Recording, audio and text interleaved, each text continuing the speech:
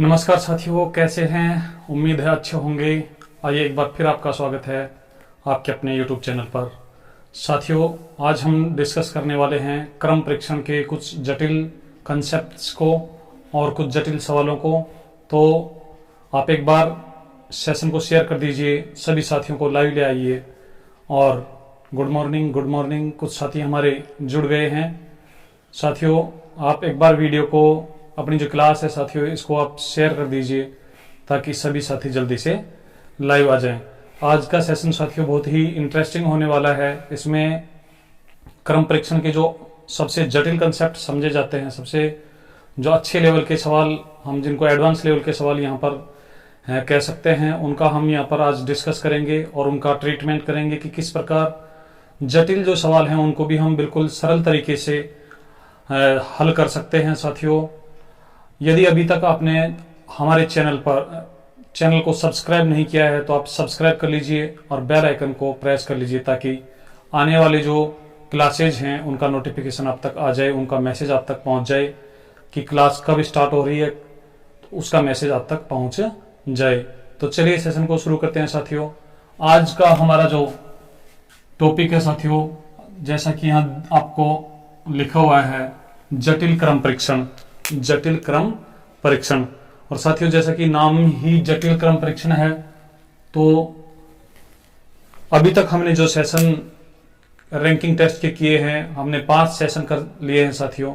5 session में हमने जो कंसेप्ट पढ़ा है वो कंसेप्ट यहाँ काम आएंगे। यहाँ सवालों का जो लेवल है साथियों वो थोड़ा सा एडवांस रहेगा, तो आप लोगों को एडवांस लेवल के सवालों को भी किस प्रकार बहुत आसानी से हल करने हैं, यहाँ पर आज हम डिस्कस करने वाले हैं।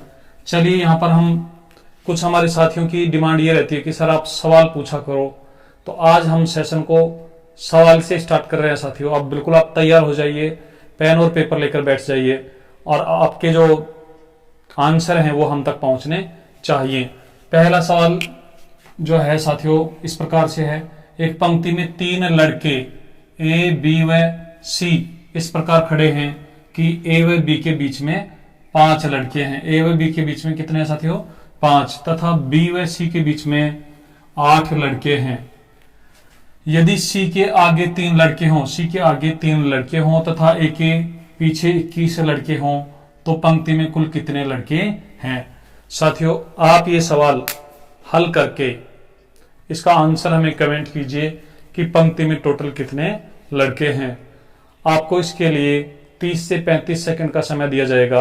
आप हल कर लीजिए और अपना जो आंसर है वो कमेंट बॉक्स में जरूर डालें। आप कमेंट जरूर करें साथियों, चाहे आपका सवाल सही हो चाहे गलत हो, जिससे हमें ये पता चल सके कि हमारे कितने साथी ऐसे हैं जिनको रैंकिंग टेस्ट का नॉलेज अच्छा है पहले से ही, और हम उसमें और किस प्रकार से इम्प्रूवमेंट कर सकते हैं। और साथियों, आपके जो कमेंट्स हैं उनसे हमें फीडबैक मिलता है। आपके जो कमेंट्स हैं उन्हीं से हम अपने सेशन को डिजाइन करते हैं कि किस लेवल से सेशन को उठाना है, किस लेवल तक उसको ले जाना है। तो चलिए साथियों, आपके कमेंट आने लग गए हैं और अब इसका सही आंसर क्या होगा, गलत आंसर कितने लोगों का है, कितने लोगों का सही आंसर आया है, इसके लिए आप देखते रहिए ये पूरा सेशन। साथियों, इस सेशन में ही इस सवाल का आंसर भी आपको बताया जाएगा। चलिए एक और सवाल पूछ लेते हैं। अब आप तैयार हो जाइए। सीता व गीता के बीच में 3 लड़कियां हैं। सीता व गीता के बीच में 3 लड़कियां हैं तथा गीता व नीता के बीच में 2 लड़कियां हैं। साथियों, इतनी सी सूचना देकर आपसे कई प्रकार से प्रश्न पूछ सकता है।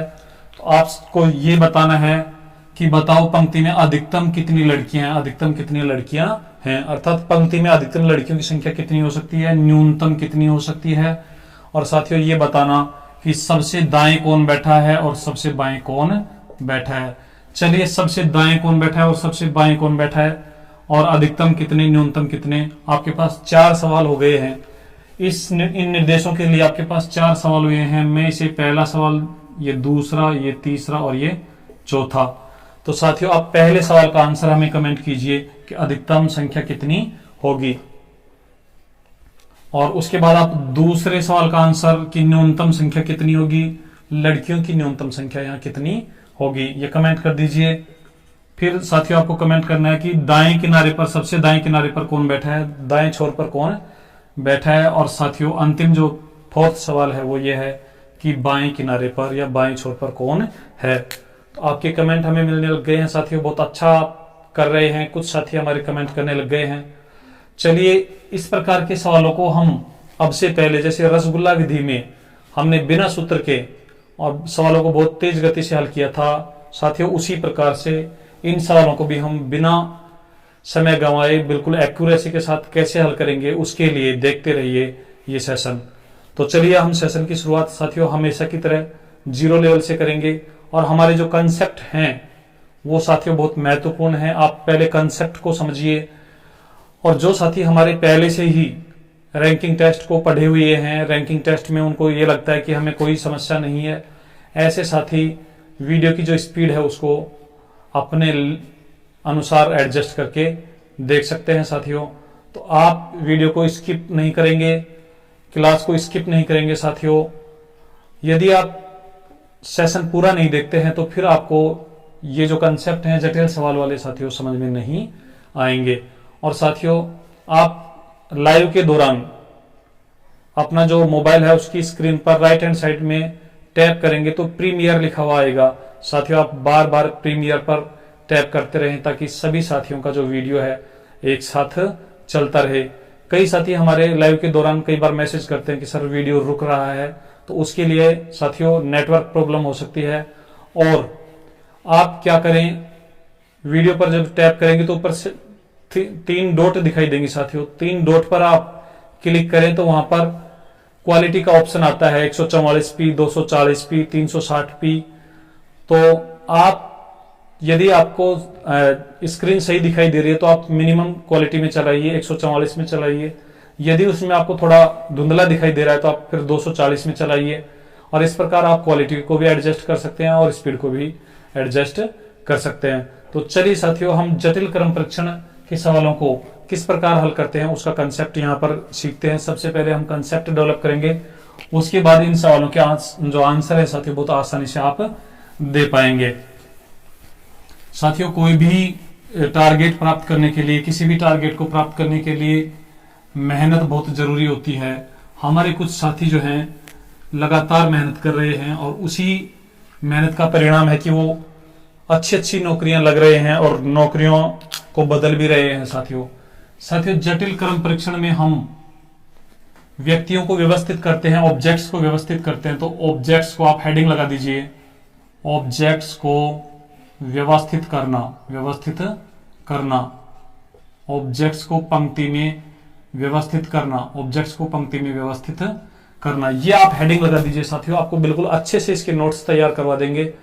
और आप एक बार कंसेप्ट समझने के बाद फिर खूब सारे आपके सवाल कीजिए, कोई समस्या नहीं आएगी। और जैसे ही हमारा ये क्रम परीक्षण समाप्त हो जाएगा उसके बाद हम 1-2 दिन में ही आपका इसका एक बड़ा टेस्ट लेने वाले हैं जिसमें 30 से 35 सवाल अच्छे लेवल के पूछे जाएंगे।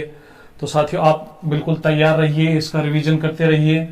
चलिए अब हम बात करते हैं ऑब्जेक्ट्स को पंक्ति में व्यवस्थित करना। साथियों सबसे पहले हम 2 ऑब्जेक्ट्स की बात करेंगे।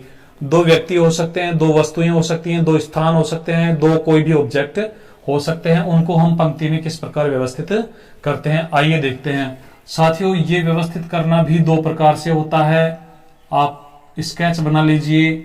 2 प्रकार से कैसे होता है साथियों, एक होता है पास पास, पास पास व्यवस्थित करना, दूसरा होता है साथियों दूर दूर व्यवस्थित करना। अब पास पास भी साथियों 2 प्रकार से होता है, आप स्केच बनाते रहें। पास पास भी 2 प्रकार से साथियों कैसा होता है, एक होता है पूर्ण सूचना पर आधारित, पूर्ण सूचना पर आधारित, पूर्ण सूचना पर आधारित अर्थात हमें जब निर्देशों में पूर्ण सूचना मिलती है तो हम किस प्रकार से व्यवस्थित करते हैं। एक होता है साथियों अपूर्ण सूचना पर आधारित, अपूर्ण सूचना पर आधारित। अब साथियों ये पूर्ण सूचना क्या होती है, अपूर्ण सूचना क्या होती है। जैसा कि आपको पता है हम हमारे सेशन में काम में आने वाली प्रत्येक शब्दावली को खुलकर समझाते हैं साथियों। तो यहाँ पर आपको बिल्कुल भी टेंशन करने की आवश्यकता नहीं है, चिंता करने की आवश्यकता नहीं है कि सर ये पूर्ण सूचना क्या होती है, अपूर्ण सूचना क्या होती है, हमें तो इनके बारे में कोई पता नहीं है। आप बस लगातार बने रहिए, हम जैसे जैसे आगे बढ़ते जाएंगे हर शब्दावली क्लियर होती जाएगी। इसी प्रकार साथियों जो दूर वाले हैं इनको भी हम दो प्रकार से बिठाते हैं, पहला पूर्ण सूचना पर आधारित और दूसरा साथियों अपूर्ण सूचना पर आधारित। तो सबसे पहले हम देखते हैं कि पूर्ण सूचना क्या होती है, अपूर्ण सूचना क्या होती है। साथियों जब हमें, आप देख लीजिए, जब हमें एक सवाल आप समझिए, एक एग्जांपल हम लिखते हैं, ए बी के दाएं बैठा है, ए बी के दाएं बैठा है। साथियों ये निर्देश है। दूसरा है ए बी का पड़ोसी है, पड़ोसी है। साथियों एक ये सूचना है, एक निर्देश ये है, एक निर्देश ये है। यहां पर साथियों हमें ए बी के दाएं, ए बी का दाया पड़ोसी है, दाया पड़ोसी है, आप ऐसे नोट कर लीजिए, ए बी का दाया पड़ोसी है और दूसरा है साथियों ए बी का पड़ोसी है। तो यहां पर एक में पूर्ण सूचना है, एक में अपूर्ण सूचना है। अब आप देखिए जो पूर्ण सूचना वाला है साथियों, ए बी का दाया पड़ोसी है, इसका मतलब ये बी है साथियों, और जो ए है इसका दाया पड़ोसी है, अर्थात बी के दाईं तरफ जब हम चलेंगे तो यहां पर पड़ोस में ए हमें दिखाई देगा। लेकिन साथियों ये जो हमारा निर्देश है ए बी का पड़ोसी है, ए बी का पड़ोसी है, इसको हम दो प्रकार से बना सकते हैं। अब साथियों इस स्थिति में भी जो ए है वो बी का पड़ोसी है, या इस स्थिति में भी साथियों ए जो है वो बी का पड़ोसी है। तो ऐसी सूचना जिसमें हमें स्थान और दिशा दोनों दिए हुए होते हैं वो पूर्ण सूचना होती है। और उसमें साथियों हमारा जो स्केच है, जो फिगर है, वो एक ही बनता है। और ऐसी सूचना जिसमें केवल हमें क्रम दिया हुआ है होता है, दायां बायां नहीं दिया हुआ होता, केवल स्थान बता देते हैं, वो अपूर्ण सूचना होती है। और उसमें हमारे पास संभावित स्थितियां बनती हैं, ये भी हो सकता है और ये भी हो सकता है। तो पूर्ण सूचना में हमें दो चीजें मिलेंगी साथियों। पहला मिलेगा हमें दिशा, दिशा का तात्पर्य साथियों यहां पर यह है दाएं बाएं से, दाएं या बाएं, दाएं या बाएं, या फिर आगे पीछे ऊपर नीचे, आगे पीछे ऊपर नीचे, इस प्रकार की शब्दावली हमें मिलती है साथियों, जिसे हम दिशा कहते हैं। दूसरा हमें क्रम मिलता है, क्रम या स्थान, क्रम या स्थान, जैसे 5वां, 7वां, 11वां, इस टाइप से। तो यदि दोनों निर्देश हमें दिए हुए हैं, दिशा भी सवाल में दी हुई है, निर्देशों में दी हुई है, और क्रम भी दिया हुआ है, तो वो साथियों पूर्ण सूचना होती है। और यदि हमें केवल इनमें से एक ही, केवल हमें क्रम ही दिया हुआ है, केवल हमें क्रम ही दिया हुआ है कि ए बी से 5 स्थान पर बैठा है, तो साथियों वो दाईं तरफ भी बैठ सकता है, बाईं तरफ भी बैठ सकता है। तो ऐसी स्थिति में हमारे पास संभावित स्थितियां बनती हैं, जिसे हम अपूर्ण स्थिति कहते हैं, अपूर्ण सूचना कहते हैं। तो ये कुछ आपको समझ में आया होगा साथियों। चलिए अब हम कुछ निर्देशों से, कुछ छोटे छोटे सवालों से इनको आपके बिल्कुल क्लियर करते हैं साथियों। आप नोट कीजिए पहला, और साथ के साथ फिर आप साथियों इनका जो स्केच है वो भी आप बनाते रहें, आपको यहां पर पूरा क्लियर करवाया जाएगा। पहला आप नोट कीजिए, पहला जो हमारा जो छोटा एग्जांपल है, ए बी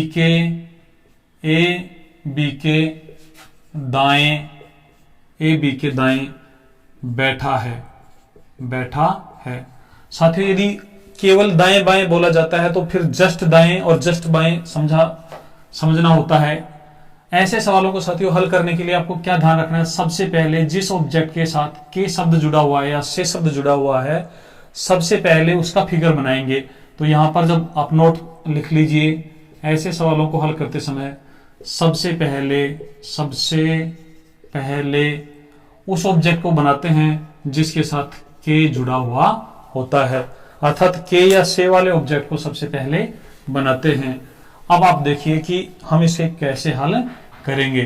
साथियों ये बी है, बी के दाएं, तो जो के टर्मिनोलॉजी है, जो के वर्ड है साथियों, वो बी के साथ है, तो यहां बी को बना देंगे। अब इसको पूरा पढ़ेंगे, बी के दाएं बैठा है, तो साथियों अब सोचिए कौन बैठा है, ए, तो बी का दाएं, यहां से हम देखेंगे बी का दाएं किधर होगा। साथियों हमारा जो दायां बायां है वही बी का दायां बायां होता है। हमारा दायां ये है तो बी का भी दायां ये होगा, हमारा बायां ये है तो बी का भी बायां ये होगा। और केवल दाएं बाएं कहने से तात्पर्य साथियों जस्ट दाएं बाएं होता है। तो बी के दाएं हम ऐसे चलेंगे और कौन मिलेगा साथियों में बैठा हुआ ए, तो ये हमारा राइट आंसर होगा, राइट स्केच होगा। अब साथियों दूसरा आप देखिए, सीता गीता की बाईं पड़ोसी है, पड़ोसी है, तो इसका साथियों कैसे बनेगा? सीता गीता की, साथियों जिस नाम के साथ का, के, की इस प्रकार के संबंध सूचक शब्द आते हैं हम सबसे पहले उन्हें बनाते हैं। तो यहां सबसे पहले आप बना दीजिए गीता। गीता की बाईं पड़ोसी है, तो गीता की बाईं किधर होगा साथियों? इधर, और पड़ोसी कौन है? सीता। तो साथियों यहां पर कौन बना देंगे हम? सीता। तो ये हमारा राइट स्केच होगा। तो यदि आपने कंसेप्ट को समझ लिया, कंसेप्ट को आप समझ लेंगे तो फिर गलती होने की संभावना साथियों 0 हो जाएगी। चलिए कुछ और एग्जांपल लेते हैं और इनके माध्यम से आप अपना जो कंसेप्ट है इसे बिल्कुल क्लियर कर लीजिए, अपने जो कंफ्यूजन है उन्हें दूर कर लीजिए साथियों। और साथियों आपको धैर्य जरूर बनाकर रखना है, धैर्य नहीं खोना है। प्रतियोगी परीक्षाओं में सफल होने के लिए साथियों धैर्य बहुत जरूरी होता है। आप एक दिन में या एक मिनट में या एक सेकंड में सब कुछ सारा नहीं सीख सकते, उसके सीखने के लिए साथियों हमें समय चाहिए। और आप जो वीडियोज हैं उनको कंटिन्यू यदि देखेंगे तो साथियों आपको कोई समस्या नहीं आएगी। चलिए अब आप हमें बताना कि स्केच कैसे बनेगा। आलिया, नोट कीजिए, आलिया मालिया के आगे बैठी है, आलिया मालिया के आगे बैठी है। साथियों ये जो आगे शब्द है हमारे बहुत सारे साथियों को इतना कंफ्यूजन में डालता है, इतना कंफ्यूज करता है कि बहुत सारे जो साथी हैं अच्छे जिनकी तैयारी है वो भी कई बार गलती कर बैठते हैं। तो आइए इसका स्केच कैसे बनेगा आइए हम देखते हैं। चलिए मैं ऑप्शन देता हूं, ऑप्शन ए आप बताना मुझे। ये साथियों आलिया है, यहां ए से लिखा मैंने इसको, चलिए यहां पर लिख देता हूं ये आलिया है, और साथियों यहां पर लिख देता हूं मैं मालिया। ये ए ऑप्शन है साथियों। बी ऑप्शन हमारा कुछ इस प्रकार से है, ये साथियों मालिया है और यहां पर आलिया है। सी ऑप्शन साथियों हमारा इस प्रकार से है, ये आलिया है और यहां पर मालिया है। हमने पंक्ति को इस प्रकार से बनाया है। और डी ऑप्शन हमारा है इनमें से कोई नहीं, या फिर साथियों डी ऑप्शन हमारा ये है कि ए व सी दोनों सही। तो अब आप कमेंट करके बता दीजिए कि कौन सा ऑप्शन हमारा सही होगा, ए, बी, सी या फिर डी। आप कमेंट कीजिए और बताइए कि कौन सा ऑप्शन इसमें सही होगा। अब साथियों हमारे कई साथी जो हैं सोच रहे होंगे सर सी तो जरूर है, सी तो जरूर है, लेकिन ए का समझ में नहीं आ रहा, बी भी हो सकता है। चलिए फिर एक ऑप्शन और दे देते हैं आपको कि बी व सी दोनों सही। अब आप बता दीजिए ए, बी, सी, डी और ई में से कौन सा विकल्प सही है। अब साथियों देखिए इसका जो विकल्प है वो कौन सा सही होगा, वो आप खुद ही देख लेंगे कि कौन सा विकल्प सही होगा। देखिए ये कैसे बनेगा साथियों। हमने पहले सेशन में जब बिल्कुल बेसिक से स्टार्ट किया था तब आपको शब्दावली जो है उसका अर्थ बताया था। चलिए फिर से बता देते हैं। ये पंक्ति है, ये हमारा दायां होता है तो इसे दाएं कहते हैं, ये हमारा बायां होता है इसे बाएं कहते हैं। उसके बाद साथियों कुछ और शब्दावली थी जैसे आगे, पीछे, ऊपर, नीचे, प्रारंभ, अंत। तो साथियों जैसे ये पंक्ति है, इस प्रकार की जो वर्टिकल पंक्ति होती है उसके लिए साथियों हम इसे आगे, ऊपर, प्रारंभ, और साथियों जो पीछे वाले हिस्से इनको पीछे, आगे का विलोम होता है साथियों पीछे, ऊपर का होता है नीचे और प्रारंभ का होता है अंत। इस प्रकार से आपको हम शुरुआत में डिस्कस करे थे कि यहां पर जैसे मान लो कोई बैंक है या कोई भी पब्लिक डीलिंग वाला ऑफिस है और उसमें से लाइन लगी हुई है साथियों, तो ये जो व्यक्ति यहां पर जो खड़ा हुआ है सबसे नजदीक, बैंक के सबसे नजदीक जो है उसको साथियों हम आगे बोलेंगे और लास्ट वाले को पीछे बोलेंगे। यदि कोई लिस्ट है जिसमें 20-25 नाम लिखे हुए हैं साथियों, तो यहाँ 1 नंबर 2 नंबर पर जो होते हैं वो ऊपर होते हैं और लास्ट वाले नीचे होते हैं। ऐसे ही साथियों लिस्ट में से जब नाम बोलना शुरू करते हैं तो प्रारंभ अर्थात सबसे पहले जो होता है उसे हम प्रारंभ कहते हैं, अंत वाले को लास्ट में बोलते हैं। तो इन्हीं को साथियों हमने एक ही पंक्ति में कैसे समझा था कि यदि आप इनको ऐसे रोटेट कर दें, ऐसे रोटेट कर दें 90 डिग्री, आप इसको एंटी क्लॉकवाइज रोटेट कर दें, तो साथियों ये सारे के सारे आगे इधर आ जाएगा, ऊपर इधर आ जाएगा और प्रारंभ इधर आ जाएगा, और ये वाले जो शब्द हैं साथियों दाईं तरफ आ जाएंगे। तो चलिए अब आप समझ गए होंगे कि जो आगे शब्द है साथियों वो किधर होगा। तो आगे शब्द साथियों आप ये न सोचें कि आगे, जैसे हम कई बार नंबर लिखते हैं, हमने नंबर लिखा 941463, सर आगे और लिखो, तो हम यहां लिख देते हैं 1614। लेकिन यहां पर साथियों सिटिंग अरेंजमेंट और जो रैंकिंग टेस्ट है हमारा, उसमें आगे का तात्पर्य जिधर आगे होता है उधर से है। साथियों अब देखा आपने कि ये जो हमारी पंक्ति है यहां पर आगे है और ये पीछे है। हम देखेंगे आलिया जो है मालिया के आगे है, इसका मतलब ये यदि मालिया है तो साथियों इसके आगे कौन है, मालिया के आगे कौन है साथियों, आलिया। तो आगे किधर मिलेगा, इधर, तो यहां पर कौन मिलेगा, आलिया। तो ये हमारा जो ऑप्शन है वो सही होगा।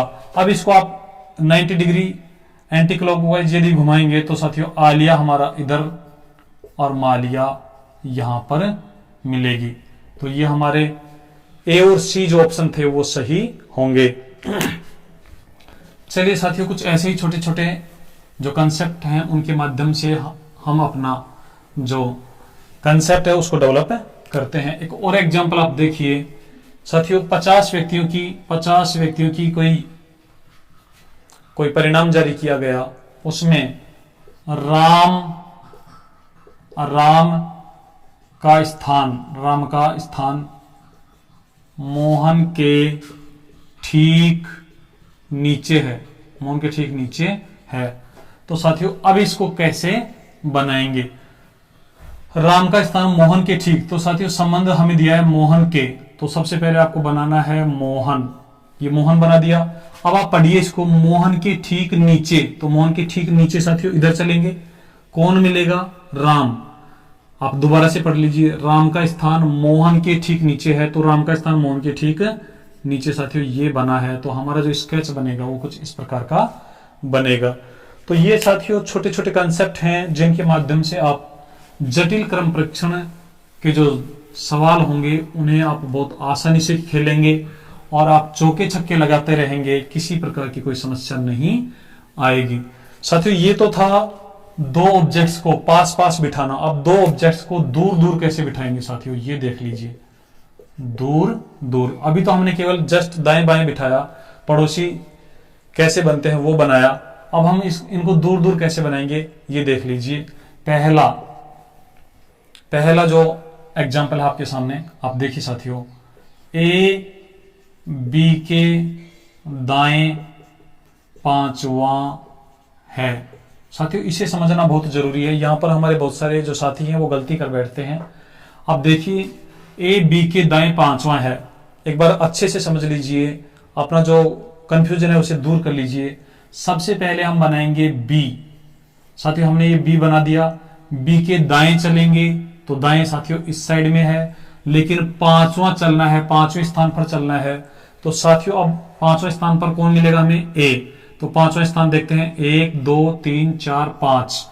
अब हमारे जो साथी हैं अब बताना कि ए को मैं यहां पर बिठाऊं या फिर यहां पर बिठाऊं, ये फर्स्ट पोजीशन है, ये सेकंड पोजीशन है। आप कमेंट करके बताइए कि ए को फर्स्ट पोजीशन पर बिठाना है या सेकंड पोजीशन पर। साथियों यदि आपको कंसेप्ट की क्लियरिटी है, कंसेप्ट आपके बिल्कुल क्लियर हैं, तो आप सही आंसर देंगे, और यदि कंसेप्ट क्लियर नहीं है, आपने केवल सवाल पढ़े हैं, तो फिर आप यहां पर गलती कर बैठेंगे। हमारे साथियों के कुछ साथी ऐसे हैं जिनके जो आंसर है वो सही आ रहे हैं। चलिए देखते हैं अब हम क्या करेंगे। कुछ साथी जो गलत आंसर देंगे वो कैसे देंगे साथियों, बी को गिनेंगे 1 2 3 4 और 5, तो उनका आंसर हो जाएगा फर्स्ट स्थिति। लेकिन साथियों ऐसे नहीं देना है। यहां बिल्कुल क्लियर लिखा हुआ है बी के दाएं पांचवा, बी के दाएं, तो साथियों बी को नहीं गिनना है, बी के दाएं वाले से गिनना शुरू करना है। बी के दाएं जैसे मान लो यहाँ पर एक्स बैठा है, यहाँ पर वाई बैठा है, यहाँ पर जेड बैठा है, यहाँ पर पी बैठा है और यहाँ पर ए बैठा है।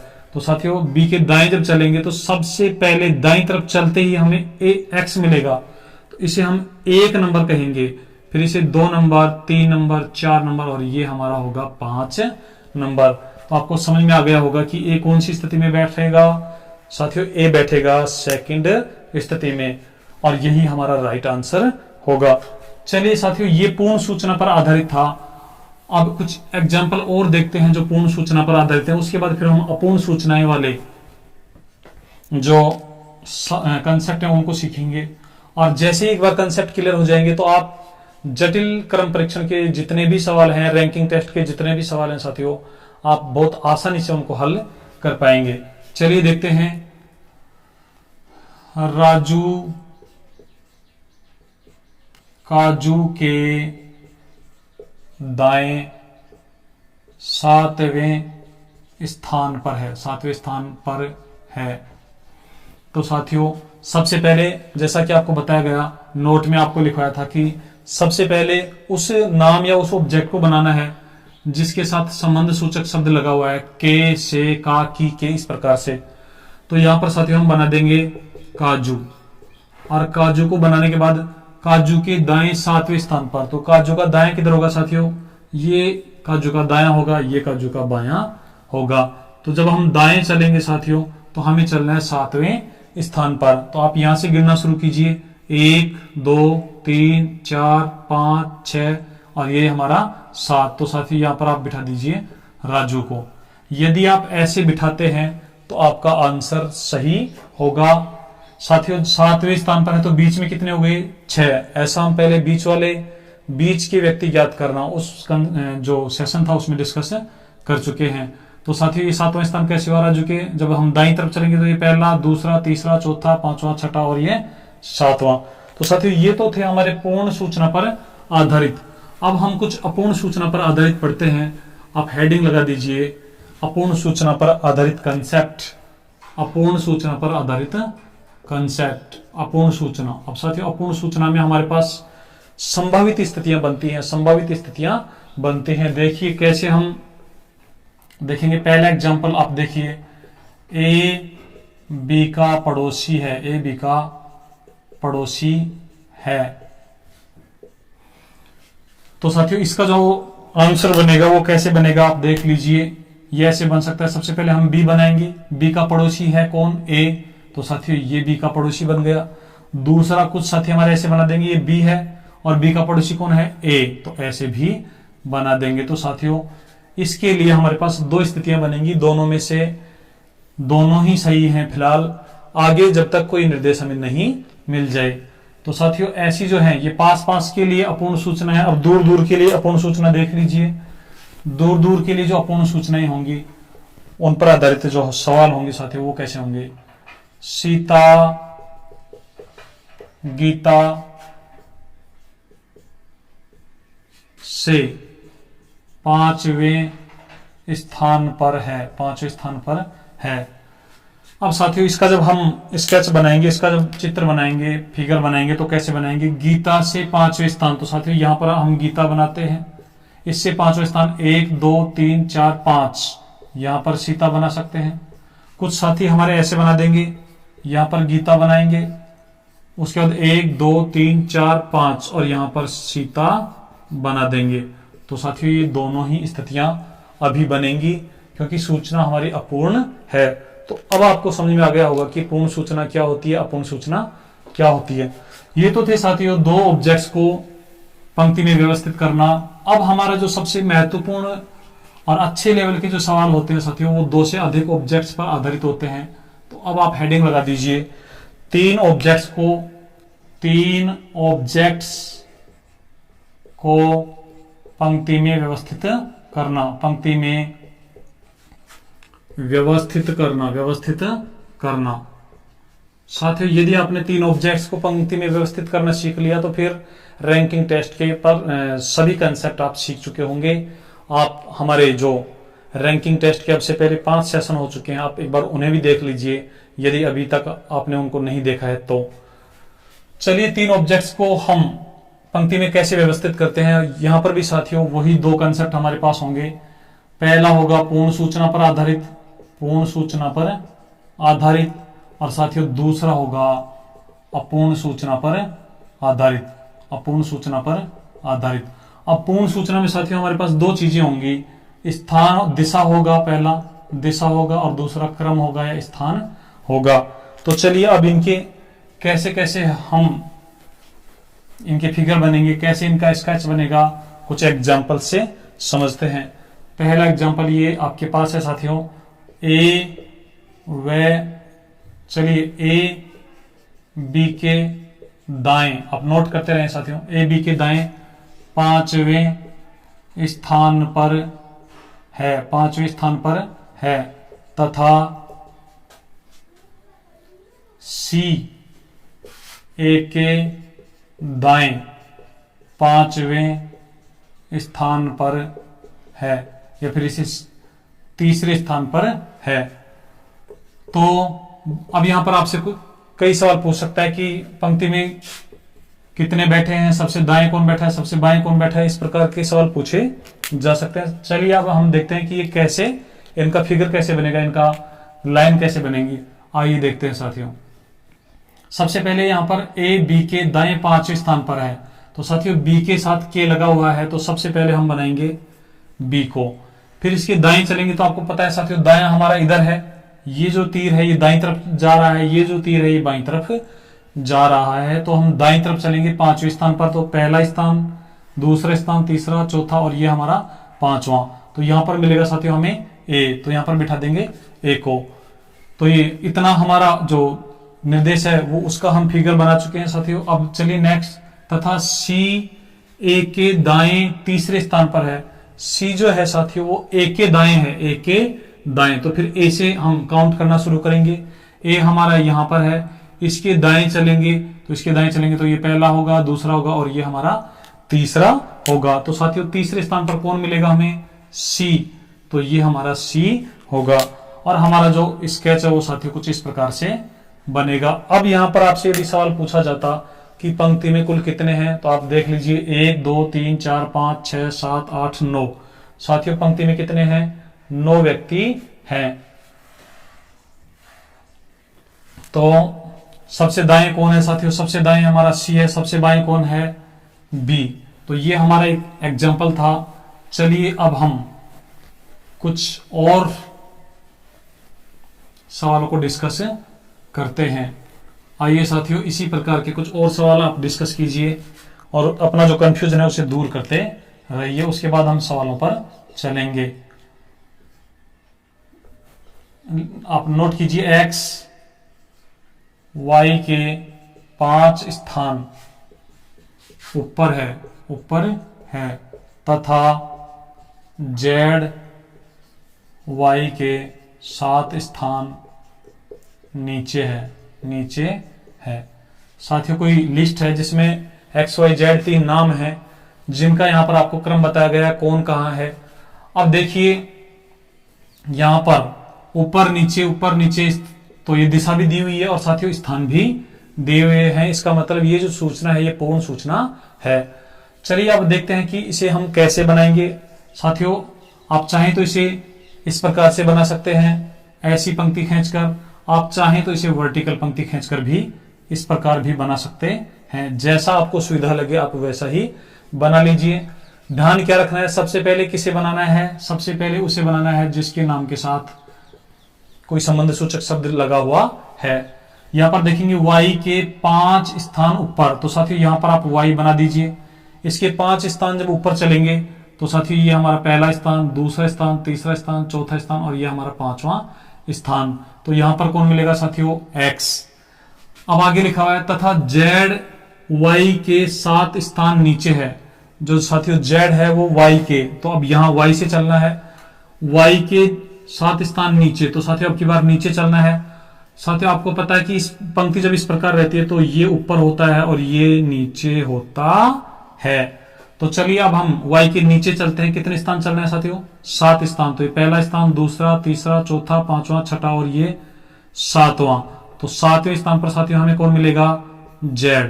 अब साथियों यहां पर आपसे कई प्रकार के सवाल पूछ सकता है कि x और y के बीच में कितने हैं, y और z के बीच में कितने हैं, सबसे ऊपर कौन है, सबसे नीचे कौन है, पंक्ति में कुल कितने हैं।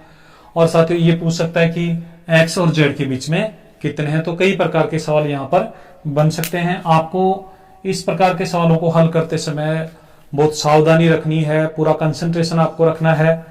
चलिए अब कुछ और सवाल लेते हैं साथियों। ये तो हमारे पूर्ण सूचना पर आधारित थे। पूर्ण सूचना पर आधारित सवालों को हल करना साथियों आसान होता है, लेकिन यदि सूचना अपूर्ण आ जाती है तो फिर साथियों हमारे पास संभावित स्थितियां बनती हैं और ऐसी स्थिति में फिर हमारे पास एक से अधिक स्थितियां बनकर आती हैं। अब आप नोट कीजिए अपूर्ण सूचना पर आधारित, अपूर्ण सूचना पर आधारित, अगली हेडिंग लगा दीजिए अपूर्ण सूचना पर आधारित। तो साथियों अपूर्ण सूचना पर आधारित एक सवाल देख लीजिए, उसके बाद फिर आप बनाइए। ए बी से 5वें स्थान पर है, 5वें स्थान पर है तथा सी बी से चौथे स्थान पर है, चौथे स्थान पर है। तो अब साथियों इसका जो स्केच है वो कैसे बनेगा आइए देखते हैं। ए जो है साथियों बी से 5वें स्थान पर है, ये हमारा बी है, इससे 5वें स्थान पर कौन बना देंगे? ए। 1 2 3 4 और ये हमारा 5वां स्थान हो गया, तो यहां पर ए हो जाएगा। फिर आगे लिखा हुआ है सी जो है बी से चौथे स्थान पर है, सी जो बी से चौथे स्थान पर है, तो साथियों ये हमारा बी है, यहां पर लिखा है बी से, तो यहां बी से चलेंगे साथियों। चौथा स्थान साथियों यदि हम इधर चलेंगे तो ये पहला, दूसरा, तीसरा, चौथा, तो यहां पर हमारा सी बन जाएगा। और यदि साथियों हम इधर चले तो ये पहला, दूसरा, तीसरा और ये चौथा, तो सी यहां पर भी बन सकता है। तो आप समझ गए होंगे कि एक स्थिति हमारी इस प्रकार से बनेगी, दूसरी स्थिति साथियों हमारी इस प्रकार से बनेगी, दूसरी स्थिति साथियों हमारी इस प्रकार से बनेगी।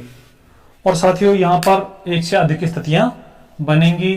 अब ऐसे भी हो सकता है साथियों कि हमारे पास जैसे ये बना हुआ है, या ऐसे भी बन सकता है कि किसी हमारे साथी ने, हमारा कोई साथी है जिसने बी को यहां बनाया और 5वें स्थान पर 1 2 3 4 और यहां पर आप एक स्थान बढ़ा दीजिए, 1 2 3 4 5, 5वें स्थान पर ए बैठ गया। और साथियों फिर बी, ये जो सी बी से चौथे स्थान पर है, तो ये जो सी है वो बी से चौथे स्थान पर है। तो ये पहली सिचुएशन, सेकंड सिचुएशन और साथियों ये हमारी थर्ड सिचुएशन और फोर्थ सिचुएशन साथियों ऐसे बन सकती है 1 2 3 4 5, यहां पर बी बन जाए 1 2 3 4, यहां पर साथियों सी बन जाए। अर्थात ये जो है इसे हम ऐसे पलट दें, ये जो था इसे साथियों हम ऐसे पलट दें। तो यहां पर कुल मिलाकर 4 स्थितियां बनकर आई हैं। अब साथियों आप देखेंगे इनमें अधिकतम लोगों को हमने बिठाया है और इनमें साथियों कम से कम लोगों को हमने बिठाया है। तो अपूर्ण सूचना पर आधारित जो सवाल होते हैं वो साथियों एक से अधिक प्रकार से बन सकते हैं। और सेशन के शुरुआत में साथियों हमने आपसे कुछ सवाल डिस्कस किए थे, अब आपको समझ में आ गया होगा कि उनका आंसर कैसे देना है। तो चलिए साथियों अब हम कुछ सवाल डिस्कस कर लेते हैं। सबसे पहले हमने स्क्रीन पर जो सवाल लगाए थे उनके आंसर अब आप देख लिए होंगे कि सही है या नहीं है। अब मैं यहां पर एक सवाल लिखता हूं साथियों, आप उसका आंसर कमेंट करके बताना। आप सवाल नोट कीजिए। अमन रमन के दाएं, अमन रमन के दाएं 5वें स्थान पर है तथा ममन रमन के बाएं, रमन के बाएं 8वें स्थान पर है। यदि ममन के आगे, यदि ममन के आगे 5 व्यक्ति हों, 5 व्यक्ति हों तो बताइए। और साथियों अब आपसे खूब सारे सवाल पूछे जा सकते हैं। चलिए अभी हम सिंपल सवाल पूछ रहे हैं। बताइए पंक्ति में कुल कितने व्यक्ति हैं, पंक्ति में कुल कितने व्यक्ति हैं। तो साथियों आप इसे देखिए, इसे हम हल कैसे करेंगे। सबसे पहले आप देखिए अमन रमन के दाएं। साथियों जो सबसे पहले हम बनाएंगे रमन को बनाएंगे, ये हमारा रमन है। इसके दाएं, तो साथियों इसका दाएं इधर होगा, दाएं चलेंगे 5वें स्थान पर, पहला दूसरा तीसरा चौथा और ये हमारा 5वां। साथियों यहां पर कौन बैठा है, अमन। फिर आगे लिखा है ममन रमन के बाएं। साथियों ये हमारा रमन है, इसके बाएं, तो इसका बाएं किधर होगा साथियों, इधर। इसके बाएं 8वें स्थान पर कौन बैठा है साथियों, ममन, तो इसका बायां इधर चलिए 1 2 3 4 5 6 7 8 और यहां पर साथियों बैठा हुआ है ममन। अब आप देखेंगे यदि ममन के आगे 5 व्यक्ति और हों, ममन के आगे 5 व्यक्ति और हों, तो साथियों ये ममन है, ममन का आगे किधर होगा साथियों, इस साइड में। तो इधर 5 व्यक्ति जब बनाएंगे 1 2 3 4 5, तो यहां पर बैठा हुआ है साथियों, यहां पर 5 व्यक्ति दिए हुए हैं, नाम नहीं दिया हुआ है। तो अब आपसे पूछा है कि पंक्ति में कुल कितने व्यक्ति हैं। तो आप देखेंगे यहां से जब काउंट करेंगे 1 2 3 4 5 6 7 8 9 10 11 12 13 14 15 16 17 18 19। साथियों इस सवाल का जो आंसर होगा वो 19 होगा। अब हमारे कई साथी सोच रहे होंगे सर ये तो केवल 5 5 8 8 दिए थे, तभी हमारी लाइन इतनी लंबी हो गई, यदि 150 देने लग गए तो फिर हम कैसे बनाएंगे। तो ऐसी स्थिति को साथियों हम समझेंगे। इसी सवाल को आपको दूसरे प्रकार से हल करके समझाते हैं। आइए देखते हैं। सबसे पहले आप देखिए रमन, तो साथियों यहां पर हम बनाते हैं रमन। रमन के दाएं 5वें स्थान पर कौन है साथियों, अमन। इसका मतलब 5वें स्थान का मतलब क्या होगा साथियों, ये है। बीच में कितने बैठे हैं, 4। और 5वें स्थान पर कौन होगा साथियों, अमन। 5वें स्थान पर कौन होगा साथियों, अमन। तो आपको इस प्रकार से फिगर बना लेनी है। उसके बाद आप देखेंगे ममन रमन के बाएं, रमन ये है साथियों, इसके बाएं इधर होगा और बाएं कौन बैठा है, ममन। कौन से स्थान पर, 8वें स्थान पर। तो साथियों जब 8वें स्थान पर जाएंगे तो बीच में कितने होंगे, 7। तो यहां पर आप केवल 7 लिख दीजिए और 8वें स्थान पर किसको बिठा दो, ममन को। अब आप देखेंगे साथियों कि ये तो हमारे 3 नाम हैं। आगे लिखा है यदि ममन के आगे, तो साथियों आगे में कंफ्यूज न हो जाए कि आगे इधर कर दें, आगे इधर होता है साथियों। 5 व्यक्ति और हों तो साथियों यहां पर 5 व्यक्ति और बना दीजिए। अब आपसे पूछा पंक्ति में कुल कितने व्यक्ति हैं, तो बहुत आसानी से आप ज्ञात कर सकते हैं। देखिए कैसे ज्ञात कर सकते हैं। 5 ये हैं, 7 ये हैं, 12 और 4 ये हैं, 12 और 4 16 और उसके बाद साथियों 17 18 और ये 19। तो आंसर कितना हुआ, 19। अब आपको लगा होगा कि सर बहुत अच्छा समझ में आ रहा है। साथियों ये आपको सेशन कैसा लग रहा है आप कमेंट करके जरूर बताएं। वीडियो को लाइक कर दीजिए, शेयर कर दीजिए, अपने दोस्तों को बता दीजिए कि यहाँ पर बहुत ही जीरो लेवल से और टॉप लेवल तक का कंसेप्ट आपको समझाया जा रहा है। साथियों आपको केवल इतना सा काम करना है कि अपने दोस्तों को आप सूचित जरूर करें। साथियों हमारा टारगेट ये है कि हमारे जो युवा साथी हैं जो अभाव में जी रहे हैं, जिनके पास बहुत पैसा नहीं है साथियों कि वो अच्छे पेड कोर्स खरीद सकें, तो साथियों हम ऐसे विद्यार्थियों को निशुल्क बिल्कुल फ्री ऑफ कॉस्ट यूट्यूब के माध्यम से साथियों आपको जीरो से और टॉप तक का कंसेप्ट यहाँ पर हम डिस्कस करेंगे। आप कंटिन्यू सेशंस में बने रहें, आप साथ के साथ नोट्स बनाते रहें, अपने साथियों को शेयर करते रहें। चलिए एक और सवाल हम डिस्कस करते हैं और अब की बार आप आंसर हमें बताना। सीता गीता के बाएं 5वें स्थान पर है, 5वें है। सीता गीता के बाएं 5वीं है। तथा आगे लिखिए नीता सीता के दाएं 7वीं है। यदि नीता के दाएं 5वें स्थान पर,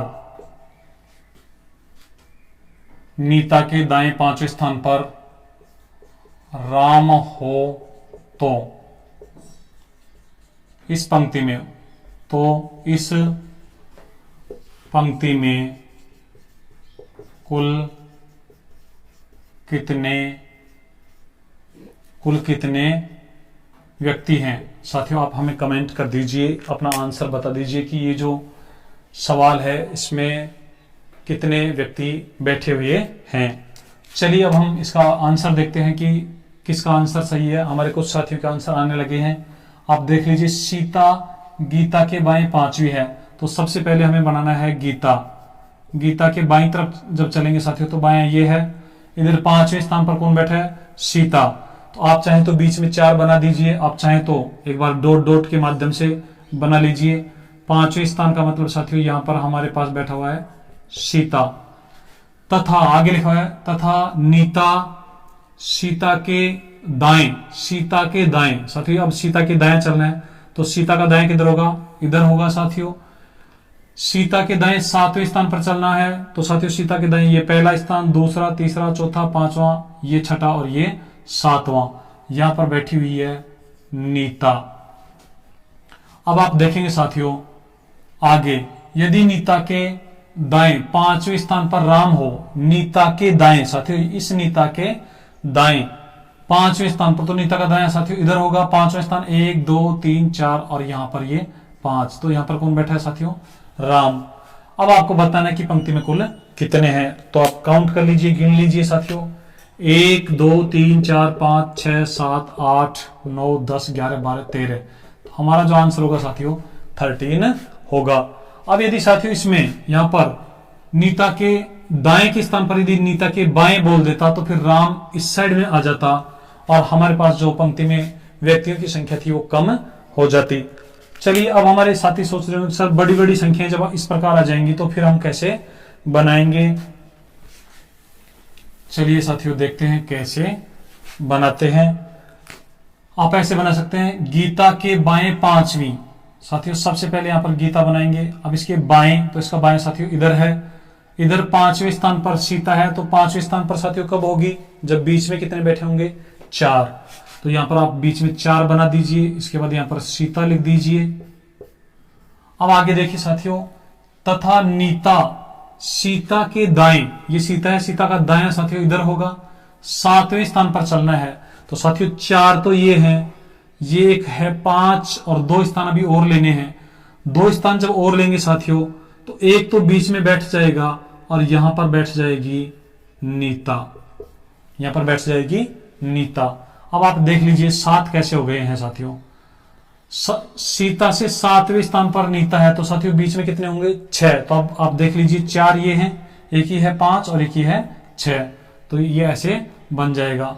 अब आप देखेंगे नीता के दाएं 5वें स्थान पर राम बैठा है, नीता के दाएं, ये नीता है साथियों, इसका दाएं इधर होगा, 5वें स्थान पर कौन बैठा है, राम। तो साथियों बीच में कितने होंगे, 4 और 5वें स्थान पर कौन होगा, राम।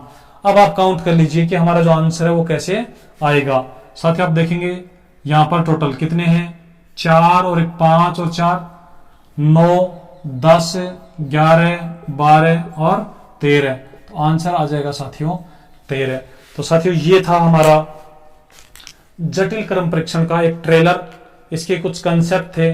अभी साथियों जटिल क्रम परीक्षण के जो सवाल हैं उन्हें हम और डिस्कस करेंगे और उसके बाद साथियों आपका एक सुपर टेस्ट लेने वाले हैं। अब की बार जो सुपर टेस्ट होगा साथियों केवल और केवल रैंकिंग टेस्ट का होने वाला है, जिसमें आपको 30 से 40 सवाल मिलेंगे और हर सवाल के लिए साथियों आपको 40 से 50 सेकंड मिलेंगे। तो आप बिल्कुल तैयार हो जाइए। अब की बार जो साथियों सुपर टेस्ट होगा वो कुछ विशेष होने वाला है।